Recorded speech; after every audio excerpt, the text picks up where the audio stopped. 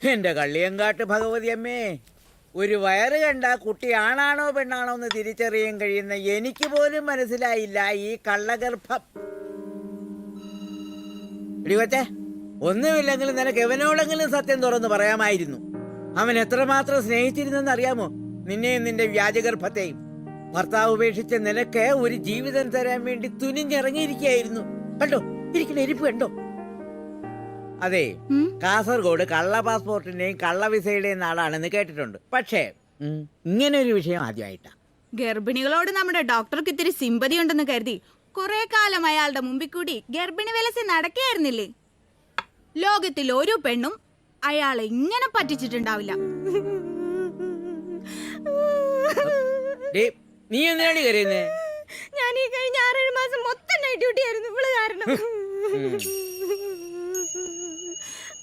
അല്ല, ഇവനെന്താ ഇങ്ങനെ ഇഞ്ചി കടിച്ചണ്ണാനെ പോലെ ഇരിക്കണേ? ഫാത്തിമ ഗർഭിണിയല്ലെന്ന് പറഞ്ഞ ഇവൻ സന്തോഷിക്കല്ലേ വേണ്ടത്? അതെങ്ങനെ ഫ്രീ ആയിട്ട് കിട്ടുമെന്ന് വിചാരിച്ചത് പോയില്ലയോ?